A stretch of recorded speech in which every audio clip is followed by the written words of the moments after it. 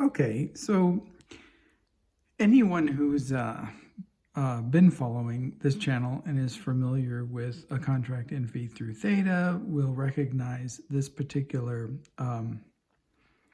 arrangement of the desktop as an example of what I refer to as a series or a set of performances and creations, and it's also a playlist called desktop ekphrasis. And these desktop ekphrases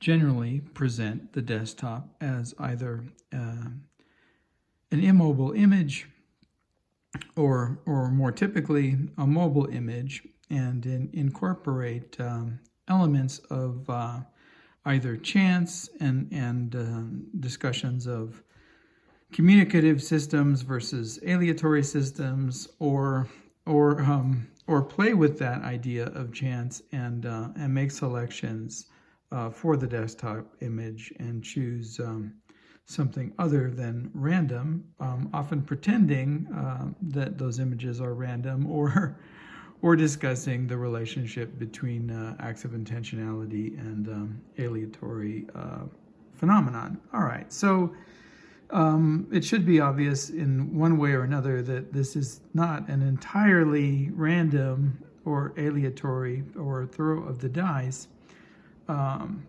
occurrence of a desktop ekphrasis, and in fact is the image of a page in a notebook, one of the pages in the co-elaborative notebook of Aaron and a contract in phi through theta, and this is or at least on the right side of the page, and this is the page discussing. It was the first discussion of a work that I have been calling the Non-Mathematical Egoist Subgeniuses Guide to Pre-Multiversal Unlisted Number Theory. And then there's a subtitle, Who Doesn't Like a Good Stretch? And, you can go back to that particular first installment and listen to that and have a clear understanding of that piece and how it relates to the last two pieces that we performed, and how it's going to relate to this piece. All right, so this piece is a follow-up on all three of the pieces that we performed, or I said three pieces, but really there's two pieces, and the second two pieces are variations, right? And one has an overdub and narrative commentary, and one presents an image and puts in motion sections of that image that relate to issues that I want to discuss involving this particular, what I'm referring to as failed co-elaboration. All right, so in the first piece, and you'll notice that we're sort of performing double time here. As I'm producing this piece, I'm uploading the last of the co-elaborations that I produced, and so as I'm narrating this, some of the pieces that I may discuss are not yet on the web, on the YouTube page. In any case, this is a desktop ekphrasis, and the reason that we're looking at this article is I'm going to read a section from my artist friend or former friend or former acquaintance work, and it's a criticism of Noam Chomsky, and it's called Putting Chomsky in His Place. And I thought that was interesting because the work that I've discussed so far relating to this artist, designated very, very clearly and in detailed manner, the way that my writing was supposed to be put in a particular place. And so this article in many ways rhymed for me with the way that I was given, I believe it was less than an inch to produce marginalia for this artist's book, or pretend book on pretend math, or math, I guess, as he understood it to the best of his ability, but didn't represent the ideas of these mathematicians, these various mathematicians, at least as I understood them, which is also very limited because I'm not a mathematician either, right? I'm barely an artist and barely a poet, but I occasionally use mathematical thinking and mathematical systems when I create work. And anyway, so I was given an inch, and that was my place to put this marginalia. So I thought it was only fair in reading this article and his criticism of Chomsky to give him an inch. Now, I've discussed that a piece that I created also, somewhat in relationship to this particular artist, who doesn't like to refer to himself as an artist, but is basically an artist. I created a work, with the help of my life partner and wife, Lori, and that was called Pithos. And Pithos did a number of things, but it was based on this the impetus for the piece was that a mail art request had gone out for work, that was to be structured as a kind of Pandora's box. And it occurred to me, from the very outset of the request that to begin with, box is a mistranslation of the Greek, and it was originally jar, and we've already discussed this in this piece, or the piece that this particular desktop ekphrasis represents, right? So I worked with, I began with the idea of translation and mistranslation, and the leap, from one designation of references and representations into another, and all of the space that leap, that gap, that mistranslation that produces, so that loss and rupture and fracture is what we begin with, and so I worked with the letters, P-I-T-H-O-S, but I put them in a cube. So that, to begin with, an origami, paper cube, and that to begin with, played with this rupture and this difference between these terms, and these pages and these folded papers, these folded origami papers, were sent as mail art in the form of they weren't assembled, right? You had to assemble them, and you had to figure out how they were folded and how they were to be assembled, and but they were collected together and folded and tied with string, right? And the string had another set of significances, just like the cube had a set of significances, and just like the jar had a set of significances, the Pithos and the mistranslation did, and the strings, representation as a metaphor for string theory, and as a metaphor for spiderweb, and as a metaphor for constellatory systems, the drawings, that we make in our mythologies and in our imaginative readings of stars, which of course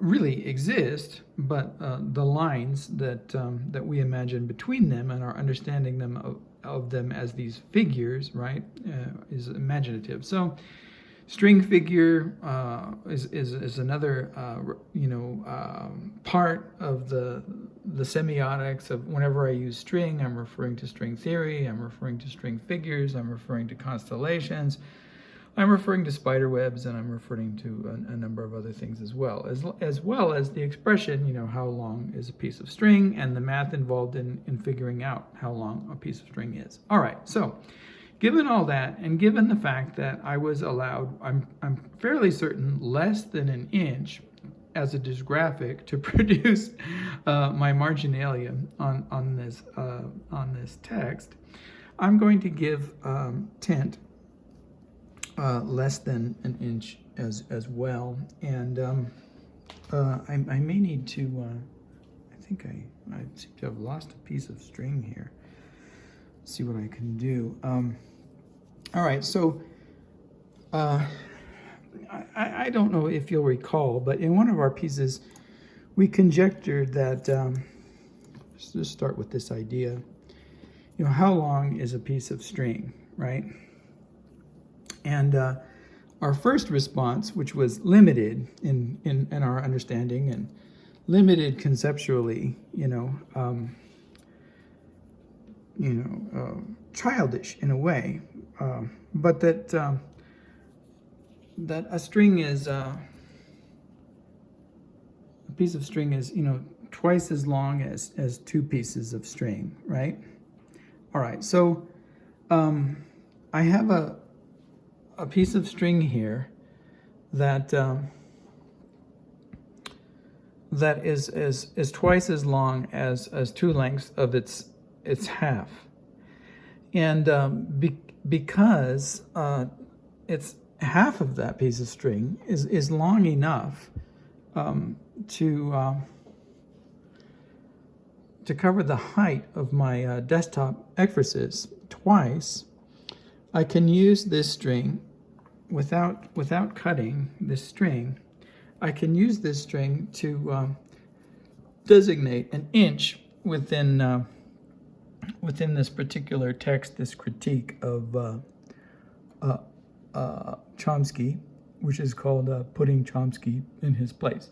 So what I'm going to do is, and this is going to be difficult because I have the tape here, but just as before, I only have two hands, and one of them is holding the camera, and one of them needs to hold the string and tape it to both the top and the bottom of the desktop to designate an inch of space. And in that inch of space, I'm going to read this artist's critique. And I think that that's really fair, given that I was provided with the space and place of an inch in the piece that he asked me to write marginalia for.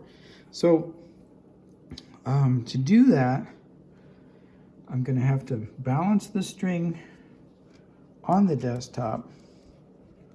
And right now I'm doing, and you won't be able to see this, you'll have to trust me, I'm unwrapping some tape, and I'm going to try to tape, without ruining the screen, I'm going to try to tape this string to the top of the computer monitor. And, keeping in mind that I want an inch,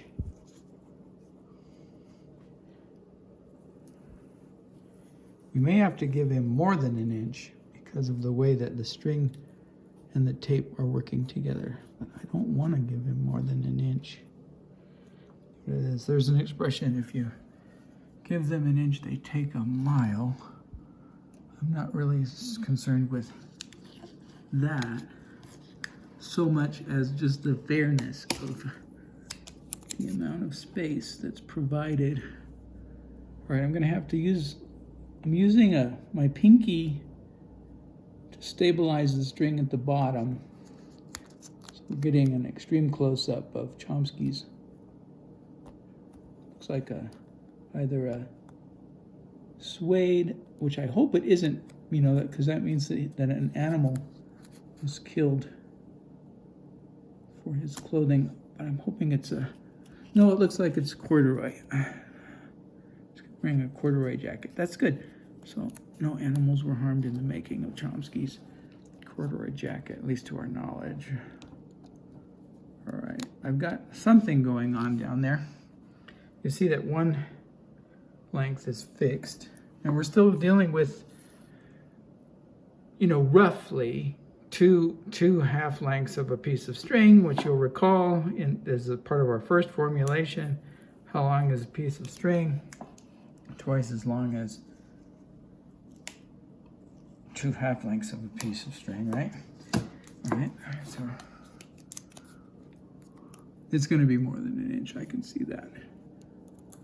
But there's nothing that we can really do about that.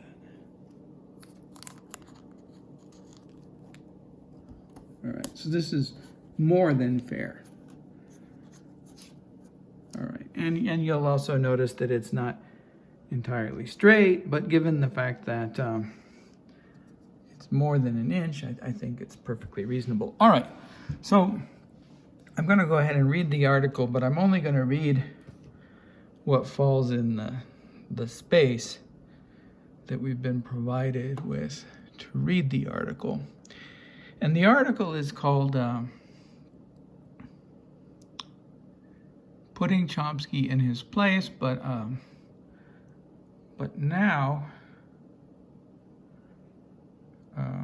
it's called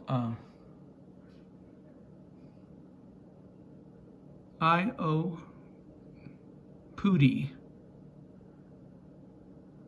Or if we moved it over just a little bit, it almost makes more sense. It's Putin. Interesting. All right. Or it could be open I, and it's written by, okay, so it's Putin, and the author's name is Enians. And this is an image from a book of Chomsky's called Anden Spence. Anarchist is a P against Rull. I'm also were myself fairly, despite his R. Just he bell, des himself, person with, and analyze. Pressive C, pressive Sid, one with, someone V. Equal dote, allies that if, onward, to talk with, ns at work. Oh, nomat, struggles. Anecdote F, tilde under, in which, E-class nay, financial, when heave, recognit, illy get it, have hap, against an, me of the unvaccine, posed, what aren't re, apparently the, because, that is that, oh no, this is that, oh grow the, resent the, a trucker, do supply to, against, if, vernment be, earnment ice, that gut, have to do, doing so, isn't, just, has see, the worker, vrita, ohs, never, grueling, on of what, except that, t, to force t, ted if bio, immunity, say then, elf, I don't, run around, quotation, said cha, int, question, would try to oint where n of cur e added. Primos ra, the unvac. Why? How the? How c?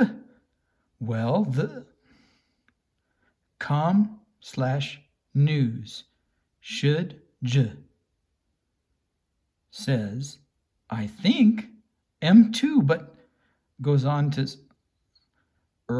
severely to do something. Oritarian skybly ongs to h complex pe to the co e that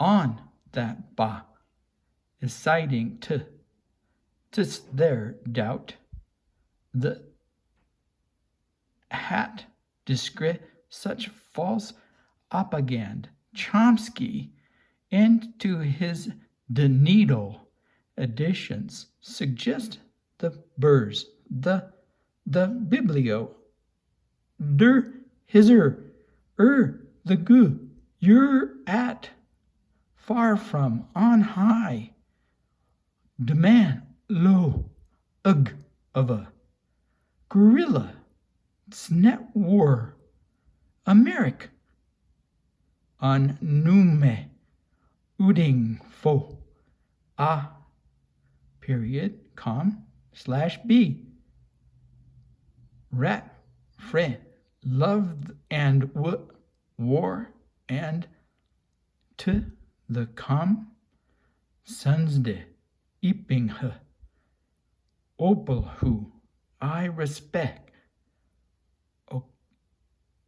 occasional little ass to think he working that tuck ably less American ality tuck asa cn 2028 he work at fo how call side of te the die columnist network stucker fo online it is.